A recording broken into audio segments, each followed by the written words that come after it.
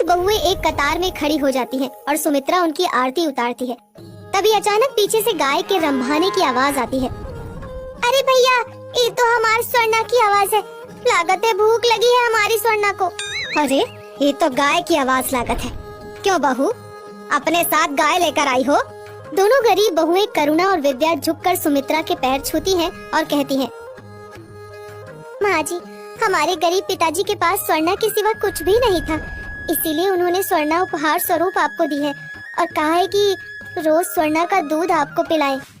शहर में गांव से आई इन गरीब बहुओं की बात सुनकर सभी लोग जोर जोर से हंसने लगते हैं और सुमित्रा का मुंह गुस्से से लाल हो जाता है। ठीक है, रामू, ले जाकर गाय को आंगन में बांध दो। सुमित्रा सभी बहुओं का स्वागत करके उन्हें पूजा घर ले जाती है और सभी रस्मों रिवाजों के बाद उन्हें उनके कमरे में भेज देती है। अगली सुबह, मम्मी जी, मेरे कमरे का एसी बिल्कुल ठंडा नहीं करा है। पिताजी ने जो कैश दिया है, आप तुरंत नया एसी मंगवा लीजिए। मम्मी जी, मेरे कमरे में स्विच क्यों नहीं है? आखिर मैं अपने फ्रूट जूस कहाँ रखूंगी? मम्मी जी, मेरे बाथरूम में शावर क्यों नहीं है? आप बाथरूम में तुरंत शावर लगवाइए। नई नई बहुओं को नाइटी पहनकर इस तरह घर में घूमता हुआ देखकर सुमित्रा अपना सर पकड़ लेती है। तभी उसे आवाज आती है, oh my God, this is so disgusting. ये पूरे आंगन में गाय का पॉटी कैसे लगा हुआ है? इसका तो बहुत बुरा स्मेल भी आ रहा है। मेरा सर दर्द से फटा जा रहा है। I can't live like this। तभी करुणा और विद्या हाथों में दूध का गिलास लाती है और कहती है, बड़ी भाग्यवान हो तुम तीनों, जो शहर में असली दूध पीने को मिल रहा है। अभी अभी अपने हाथ से निकाला है, लो पियो, ताकत आ जाएगी। तुम्हारे अंदर से ये बदबू किस चीज की आ रही है? अरे ये तो गौमूत्र और गोबर है। असल में हम गौमूत्र से नहाते हैं, तभी तो इतने स्वस्थ हैं। ये सुनते ही तीनों अमीर बहुएं आंगन में उल्टी करने लगती हैं। सुमित्रा दौड़ते हुए आती है। अरे बहुओं, तुम परेशान मत हो, मैं करुणा और विद्या को समझा दूंगी। तुम लोग अपने कमरे में चलो। देखो, इलेक्ट्रीशियन आ गया है। तुमने जो कहा है वो सब काम हो रहा है। रोजी, प्रियंका और तान्या गरीब करुणा और विद्या से बहुत चिढ़ते थे और उन्हें नीचा दिखाने के लिए रोजाना योजनाएं बनाया करते थे। मम्मी जी, जब से हम लोग आए हैं कहीं बाहर घूमने नहीं गए। हमारे पापा ने हमें इतनी बड़ी कार दी है, चलिए ना, आज हम आपको घुमा कर लेकर आते हैं। जब करुणा और विद्या भी कार में बैठने लगती हैं, तो तान्या कहती है, ये कार हमारे मायके से मिली है। तुम्हें तुम्हारे मायके से जो मिला है तुम उसकी सवारी करो। विद्या और करुणा को ये बात बहुत बुरी लगती है और वो स्वर्णा को लेकर बाजार निकल पड़ती हैं और उस पर सवारी करती हैं। जो उन्हें देखता है हंसता है, पर वो किसी की परवाह नहीं करती। धीरे धीरे तीज आ जाती है। सासू माँ जी, तीज पर मेरे पापा ने आपके लिए ये नाइटी भेजी है। हाँ, मेरे पापा ने भी आपके लिए मेकअप का सामान भेजा है।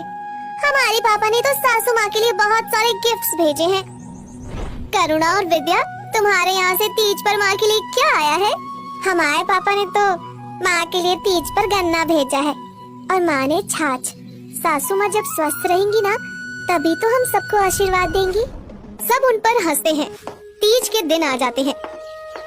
बहुओं, आज का दिन तुम सबको व्रत रखना है। शाम को तैयार हो जाना, हम सब मिलकर पूजा करेंगे। Oh wow, I am so happy.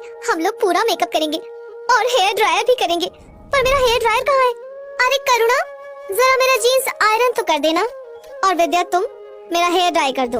पूरे दिन अमीर बहुएं गरीब बहुओं से काम करवाती रहती हैं और शाम को कहती हैं, ओह माय गॉड, मेरा सिर दर्द के मारे फटा जा रहा है। मुझे कॉफी चाहिए।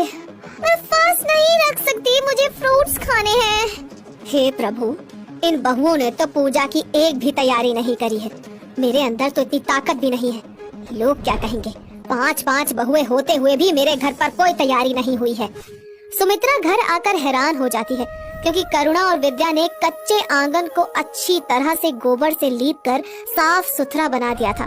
बीच में तुलसी लगाकर दिया भी जलाया था। बड़ी बहुओं, आंगन में आकर पूजा कर लो। करुणा और विद्या ने सब तैयारी कर दी है। तीनों जीन्स पहन कर आती हैं। सुमित्रा को बहुत गुस्सा आता है। Oh my God, this is so disgusting. ये पूरे आंगन में गाय का पॉटी कैसे लगा हुआ है? इसका तो बहुत बुरा स्मेल आ रहा है। मेरा तो सर दर्द से फट रहा है। ओहो। तभी करुणा और विद्या साड़ी पहनकर वहाँ आती हैं और सास के साथ बैठकर पूजा करने लगती हैं। अरे बहुओं, सिर्फ अमीर होने से कुछ नहीं होता। आज अगर करुणा और विद्या नहीं होती तो ये तीज की पूजा भी नहीं कर पाती। चलो बैठो और पूजा करो। सुमित्रा खुश होकर अपने सोने के कंगन विद्या और करुणा के हाथों में डाल देती है। ये देखकर बाकी बहुएं भी बैठ जाती हैं। अब मन ही मन अमीर बहुएं करुणा और विद्या से बदला लेने की सोचती हैं। मम्मी जी, आप करुणा और विद्या की इतनी तारीफ करती हैं। आज से करुणा और विद्या का काम हम करेंगे और हमारा काम करुणा और विद्या करेंगे। और नहीं तो क्या, आंगन को लीपना, गाय का दूध निकालना, ये भी कोई बड़ा काम है क्या? हम भी तो देखें करुणा और विद्या हमारी तरह तैयार हो पाती है या नहीं। करुणा और विद्या उनकी बात मान लेती हैं। दूसरी तरफ तीनों अमीर बहुएं करुणा और विद्या का काम बांटने लगती हैं।